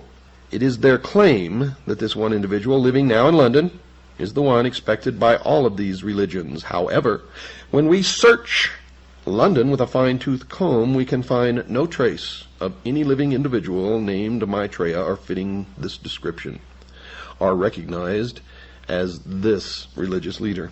And they say that he is on the earth now, patiently waiting for the appointed time to reveal his existence to the peoples of the world. They say that he will apparently assume the leadership of all of these religions, and when he does, he will create a one-world religion.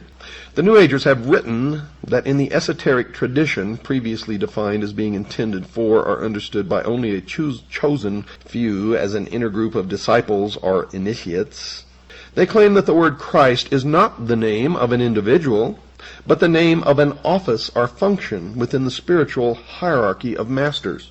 They claim that the masters are a group of perfected men who have guided human evolution from behind the scenes for centuries, and they believe that this Lord Maitreya is that Christ.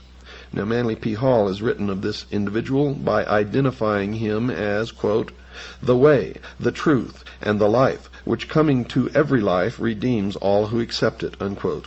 One who claims to have seen the birth in a vision of someone who seems to fulfill the requirements of this Maitreya was astrologer Jean Dixon. Her major claim to being a prophet is her prediction, reportedly made before the event of the assassination of President John Kennedy in 1963. However, her credentials were dealt a serious blow in 1968 when she also prophesied that the Soviet Union would be the first to put a man on the moon. Another of her prophecies was that the Republican Party would be victorious in 1968. But in any event, Ruth Montgomery wrote a book about her entitled The Gift of Prophecy, in which she wrote about the very revealing and intriguing vision that Jeane Dixon allegedly had. Quote, "The vision, which Jeane considers the most significant and soul-stirring of her life, occurred on February the 5th, 1962. She saw the brightest sun she had ever seen." Isn't it funny how that sun always pops into this stuff? "Stepping out of the brightness were a pharaoh and Queen Nefertiti." Remember here that these two individuals were Egyptians.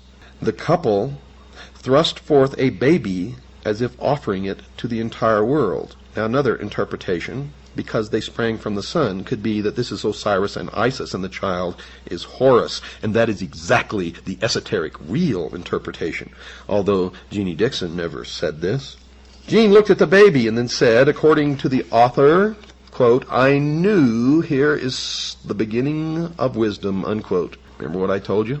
Osiris is the doctrine, Isis is the church, the child Horus is the body of illumined initiates. One can only wonder if once again she missed the mark and was involved in another error, or if she was intentionally made to set up the world to welcome someone named Lord Maitreya. In any event, these people claim that the Lord Maitreya will appear shortly to the entire world and start everyone off on a road to a one-world religion. Helena Petrovna Blavatsky, in her book entitled The Secret Doctrine, called him, quote, "the dragon of wisdom," unquote. So it appears that the one call that Jeane Dixon made that appears to match other comments is her statement that the baby she saw in her vision was full of wisdom. If the baby she claimed to have seen in her vision was Lord Maitreya, then she was right, because others have claimed that Lord Maitreya is full of wisdom. However, there is still reason to believe that she was given inside information by some New Agers who wanted to have this Lord's birth prophesied, so that when he did surface, the New Agers could claim that his birth had been a fulfilled prophecy. So the world awaits the visible appearance of Lord Maitreya. Today, something unmatched in history is taking place. Leading statesmen and religious leaders are proposing a new world order, a plan that many sincerely believe can bring peace on earth. A unity is envisioned that will transcend instinctive barriers that have long separated cultures and religions. Significant progress toward a new world order is seen in the spirit of ecumenism, or togetherness, now being urged by prominent religious leaders and being brought to reality, to fruition, by the World Council of Churches. In the ecumenical plan, basic theological or ideological differences are set aside, while emphasis is instead placed upon those elements common to most religions. And I can tell you that the New World religion will be a religion that serves man, because man is to become God in the New World Order. And the religion will change with the needs of man. Could the long-desired universal peace be just around the corner? Could this succeed? Is it actually possible for men to forge a lasting peace on the anvil of compromise? Or could it be that we are naively forging not a new world order, but rather the one world order of apocalyptic prophecy? Or is it all an invention of the mind of man throughout the ages to manipulate large masses and populations of people?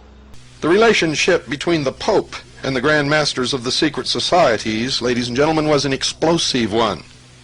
The Church regarded the members of the secret societies as spiritual anarchists who were agents of satanic conspiracy against organized religion. The Church saw them as competitors for their flock, the sheep. The Freemasons and Rosicrucians styled themselves as wolves and believed that the sheep belonged to them and were their legal and lawful prey. The Freemasons and Rosicrucians, on the other hand, also accused the Church of suppressing the true teachings of Jesus of Nazareth. And many secret societies were fervently anti-clerical. They plotted the overthrow of the Catholic Church because it opposed the old pagan religions and the Manichaean heresy from which these groups drew their spiritual inspiration. Ah, if they only knew that the Catholic Church had already done it long ago. and that's why they feared the secret societies as competitors. At first, secret societies were supported by the church. When the Vatican perceived the secret societies to be a political and ideological threat to the church, the climate of suspicious tolerance began to change, culminating with King Philip of France wiping out the order of the Knights Templar in the 14th century. The Council of Nicaea, convened by the Roman Emperor Constantine in the 4th century, rejected pagan beliefs, at least that's what they said, such as reincarnation, which were held by early Christians, and presented Jesus as God incarnate, rather than a human spiritual teacher. Our contemporary knowledge of the Gospel of Mark dates back to 1958, when an American professor of theology, Dr. Morton Smith, discovered references to it in a letter by Clement, preserved in a desert monastery. According to Smith, the inner teachings of Jesus were passed by him to his disciples during the initiation rite, which resembled those of the pagan mysteries. Smith interprets the ritual communion meal practiced by early Christians as a pagan rite descended from the mysteries of Isis and Osiris. It was this esoteric interpretation of Christianity which was accepted by the medieval secret societies rather than the version offered by the church.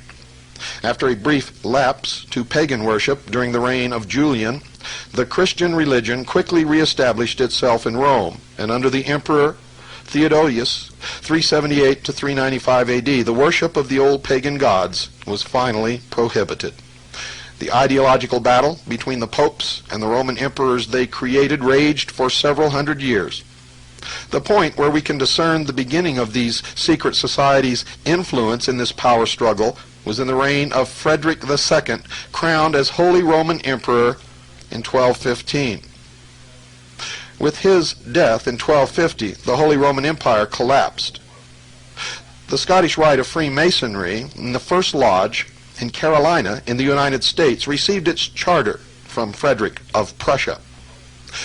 For 20 years, Europe was devastated by war until, in 1273, the concept of the old empire was revived with the crowning of a new Holy Roman Emperor, Count Rudolf von Habsburg, or Habsburg, meaning Castle of Hawks, in Austria. For the next 300 years, under the patronage of the Vatican, the Habsburgs extended their empire throughout Europe, based on their temporal power and the spiritual power of the Roman Catholic. The successful alliance between the Habsburgs and the Vatican was seriously weakened by the actions of one man, a crusading reformer who used the symbol of the Rose and Cross on his personal seal. He was the German monk Martin Luther, and he was, in fact, a member of the Order of the Rosy Cross. Martin Luther, whom many revere, was the founder of the Protestant movement. The Reformation, allegedly supported by the Rosicrucians and other secret societies who opposed the Catholic Church, swept through Europe. This period of the Reformation represents a key time in history during which the relationship between the Church and the secret societies changed. With the Reformation, you see, the Church was faced with an enemy within, which it could not destroy without bringing down its own edifice. With the Reformation, the whole concept of organized religion in Europe was revolutionized overnight. And where there had been one church, now today, there are literally tens of thousands, all with different dogma, different interpretations, all professing to be the only true church, with the only truth, and with the only claim to heaven. Many think that the secret societies were instrumental in this revolution. I can tell you absolutely for a fact that they were. Support from the Grand Masters was offered to the religious reformers because the Reformation was recognized as a means to weaken the influence of the Catholic Church in European affairs. In America, sad to say, much of the Catholic hierarchy has taken on this role in modern times. The Reformation effectively emasculated the political power of the Church. It laid the foundation for the Puritan movement, whose members fled religious persecution in Europe to found a new nation in the Americas based on spiritual principles drawn from Rosicrucian sources, and all of our founding fathers were members of these secret societies. It also provided an atmosphere of open-mindedness which allowed the seeds of the Renaissance to flower based on the best ideas of the pagan classical world. Although the Habsburgs were to rule for another 300 years until 1806, the Reformation destroyed any hope of a united Europe controlled by the Roman Catholic Church until today. Above everything else, the religious reforms of the 16th century marked the beginning of the period when the Church became determined to exterminate the secret societies which had weakened its power base. I'm not aware that the Vatican has changed its policy one iota from this. In fact, its determination has doubled over the past 150 years, even though today the secret societies flourish in America, and with only a wink from the American Catholic Church bishops. In fact, the Jesuit Society was formed to combat this from another secret order of Illuminati, or the Ilumbrados, in Spain. The head of this group was Ignatius Loyola, who was in fact arrested by the Inquisition. He used his influence with powerful people to gain an audience with the Pope. He went in on his knees and walked out on his 2 legs with a papal bull, granting him immunity from prosecution, from the Inquisition, from any king, queen, country, or law, save one, the Pope. And he was to found a new order, the Society of Jesus, now known as the Jesuits. Above everything else, the religious reforms of the 16th century marked the beginning of the period when the Church became determined to exterminate the secret societies which had weakened its power base. The secret societies, though they claim to follow the precepts of Jesus Christ, actually provide an alternative version of spirituality to their followers. They deny the divinity of Jesus Christ. They deny that he was the Son of God, or was in actuality the incarnated God upon this earth, that he died, or that he was resurrected, or that he sits upon the right hand of the throne of God. Instead, he has become an ascended master, a teacher, and Christ has become an office which anyone can attain. You too can become a Christ in the New World Order. They actually provide this alternative version of spirituality, and it is the foundation of what you know today as the New Age movement. They allege that the Church had deliberately subverted the teachings of Jesus and teach that there are other sources of spiritual knowledge which are as valid as Christian belief and predated it by thousands of years. It has often been claimed that the ultimate objective of the secret societies was to infiltrate the Vatican and place their own man on the throne. Some modern critics of the Roman Catholic Church, especially those with ultra-traditionalist views, have seen in the liberalization of the Church in recent years proof that its hierarchy has been penetrated at the highest levels by agents of the secret societies who are working for its eventual downfall. At the celebrations in honor of St. Francis of Assisi in 1986, which stressed the unity of all religions, the Pope participated in a multi-religious prayer for world peace. Traditionalists were horrified to see the pontiff happily share a platform with a Tibetan Lama, a Hindu Swami, a Native American medicine man, a Jewish rabbi, and a Maori high priest. It was noted that the unity of all the world's religions and the recognition that they all derived from the same ancient source is the central philosophy of the secret societies. It is the goal of the World Council of Religions. It was the message of Pope John Paul II in Denver, Colorado, and he replaced the last pope who tried to be a good pope. He was murdered after exactly 33 days in office. The mystery religion of Babylon, ladies and gentlemen, has been symbolically described in the last book of the Bible as a woman arrayed in purple and scarlet color and decked with gold and precious stones and pearls, having a golden cup in her hand full of abominations and filthiness of her fornication. And upon her forehead was a name written, Mystery, Babylon the Great, the mother of harlots and abominations of the earth. And that's from Revelations chapter 17, verses 1 through 6.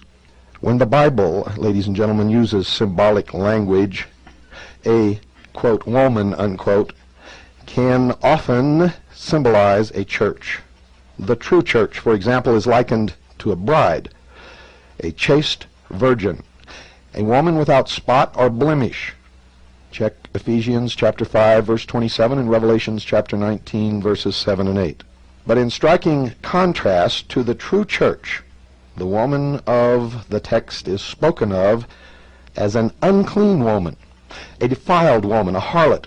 If it is correct to apply this symbolism to a church system, ladies and gentlemen, then it becomes clear that only a defiled and fallen church could be meant. In big capital letters, the Bible calls her, quote, Mystery Babylon, unquote. The true church. It doesn't exist anywhere today except in small pockets of individuals who meet with each other in Christ's name. All of these organized religions have bastardized the teachings of Christ, have corrupted the teachings of Jesus, and most of them are helping to lead you into slavery in the New World Order. In those days, great signs and wonders were performed as God confirmed His Word with signs following. True Christianity, ladies and gentlemen, anointed by the Holy Spirit, swept the world like a prairie fire. Nothing could stop it. No matter how many Christians the emperor crucified, no matter how many Christians were thrown to the animals in the Roman circus, 100-fold sprang up to take their place. This movement encircled the mountains and crossed the oceans. It made kings tremble and tyrants fearful. And it was said of those early Christians that they had turned the world literally upside down, so powerful was their message and spirit. Now, I am talking about the true Christian teachings of Jesus Christ and the way that it was followed in the early days of Christ's church. Not Rome's church, not Baptist church, not Lutheran's church, not Orthodox church, but Christ's church. Before too many years had passed, men began to set themselves up as lords over God's people in places of the Holy Spirit. Instead of conquering by spiritual means and by truth, not too many people in the world understand what truth even means today. As in the early days, men began to substitute their ideas and their methods in place of the teachings that Christ gave us. The Inquisition came from these people, not from Jesus Christ. The Crusades came from these people, not from Jesus Christ. Attempts to merge paganism into Christianity were being made even in the days when our New Testament was being written, folks, for Paul mentioned that the mystery of iniquity was already at work. Already at work. And he warned that there would come a falling away, and some would depart from the faith, giving heed to seducing spirits and doctrines of devils, the counterfeit doctrines of the pagans. 2 Thessalonians chapter 2, verses 3 through 7. 1 Timothy chapter 4, verse 2. And by the time that Jude wrote the book that bears his name, it was necessary for him to exhort the people to earnestly contend for the faith that was once delivered unto the saints. For certain men had crept in who were attempting to substitute things that were no part of the original faith. Check Jude chapter 1, verses 3 and 4. Christianity, folks, came face to face with the Babylonian paganism in its various forms that had been established in the Roman Empire. The early Christians refused to have anything to do with its customs and beliefs. And we all know what happened. Much persecution resulted. Many Christians were falsely accused, thrown to the lions, burned at the stake, and in other ways tortured and martyred. And for their own safety, they went underground in the catacombs and in the caves, and they formed their own secret society, which was known then as the Friendly Open Secret Society, and their symbol to mark their way was a fish. Then great changes began to be made. The Emperor of Rome professed conversion to Christianity. He had to. For Rome would have fallen just as sure as a tree in the forest falls to the axe if he had not made that move. In those early days of the real church, Christ's church, who practiced exactly what he taught them, great changes began to take place that have affected us right up to this very day. What a shock it must have been when Constantine professed a conversion to Christianity after stating that he had seen the vision of a cross in the sky. And some accounts say that he didn't see it in the sky during daylight, that he saw it in a dream. And ladies and gentlemen, because he never accepted Christ during his entire life, and in fact was a pagan sun worshiper, I question whether he ever saw a cross at all. You see, because history says and records very clearly that Constantine never accepted Christ as his Savior. He never really followed the teachings of Christ. He was, in fact, a sun worshiper. He practiced the mystery religion of Babylon. But he was, in fact, the emperor of Rome. Rome very quickly became, ladies and gentlemen, the Catholic Church, and the Roman emperor became the Pope. He had to do this to save the empire. The symbol of the Roman Empire and the emperor was the double-headed eagle. It signified that he ruled over both the East and the West, that the sun did not set on the Roman Empire. This symbol still is displayed upon the walls of the Vatican, and just recently, Russia adopted this symbol as its national symbol. It is the symbol of the 33rd degree of Freemasonry. Imperial orders, ladies and gentlemen, went forth throughout the Roman Empire that persecutions should cease. Simply and quickly cease. Bishops were created and given high honors. The church began to receive worldly recognition and power. But for all of this, a great price had to be paid. Many compromises were made, ladies and gentlemen, with paganism. Instead of the church being separate from the world, it became a part of this world system. The emperor, showing favor, demanded a place of leadership in the church. For in paganism, emperors were believed to be gods. So from here on, wholesale mixtures of paganism into Christianity were made, especially at Rome. What is known today as the Roman Catholic Church is nothing less than the old Roman Empire transformed, and the old Roman pantheon of gods became the pantheon of saints. And the Christian, who began as a saint equal with all of his brothers and sisters, became a lowly peon once again. The title of saint was stripped from him and from her, and someone began to pass a plate and put up collection boxes and demand that at festivals the wealth of the people be transferred into the coffers of the church. Now, I don't doubt that there are many fine, sincere, and devout Catholics. In fact, I know there are. I know there are many devout, sincere, courageous, wonderful members of the Mormon Church, and the Baptist Church, and the Lutheran Church, and the Orthodox Church, and even the Buddhist religion, and Hinduism. I've met these people all over the world. We have all, ladies and gentlemen, been deceived throughout our lives by the secular and the religious priesthood, and in many cases they are the same. They are now engaged in a grand plan to bring about a new world order.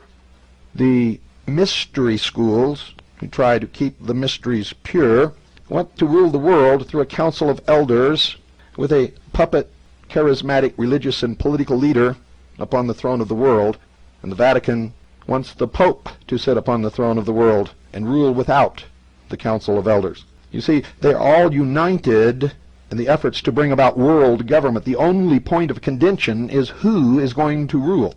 And we're the odd card, the joker in the deck. For if we want to, we could decide that neither one of them will rule, and we could determine the outcome of this battle, and we could reinstitute the real church again upon this earth as it was when Jesus taught it. He did not teach us to war against our neighbor. He did not teach us to condemn or judge our neighbor. In fact, the commandment was, "Judge not, lest ye shall be judged." When Jesus spoke to a crowd and someone walked away from the crowd, he did not chase them down the road and try to stuff his teachings down their throat. Neither did he build great, wealthy cathedrals built of shining glass with great pageants on the holidays and big-name stars to come and sing and perform in these pageants, where a homeless person or a poor, unemployed man with dirty clothes would be turned away from the door. Jesus Christ would have been the first one who welcomed that person into the church. And if you will look at the people that he habitually associated with, whose homes he slept in, who became his disciples, you will understand that those today who call themselves Christians do not even know the meaning of the word. Many of the ministers, pastors, who stand at our pulpits across this nation and preach the word of God on Sunday, attend the rituals of the Masonic Lodge on the following Saturday, and pay homage to Lucifer. How can this be? And the truth is, very few people know the truth or practice the truth. Most so-called Christians spend most of their life calling Jesus Christ a liar. They've so twisted his teachings, his simple teachings. They've so turned around everything that is said. They so reach out to find verses in the Bible to promote their own agenda, whatever it may be. And all through the work, they steal from their neighbors and piously attend church on Sunday. And this must stop. All of the lies must stop. All of the deceptions must stop. All of the manipulations must stop. We must begin to use our brains, tempered with our hearts, for cold reason is cruel and intrepid. Those who believe that there's no place in this world or within humanity for emotion are the despots of the world. Conversely, those who believe that the heart should dictate everything are the fools of the world. Too few of us are winning these battles, ladies and gentlemen. Too few of us really care. Too few of us really understand the golden rule. Do unto others as you would have them do unto you. Too many of us are fat and lazy and apathetic and ignorant, pampered, spoiled, rotten. America must change. The change must occur in the people. The people must once again understand what is important and what is not. They must be willing to sacrifice. They must be willing to do whatever is necessary to make sure that the freedom that man has gained throughout his history, culminating in the greatest nation upon the face of this earth, does not disappear from the face of this earth. Good luck, good night, and God bless you.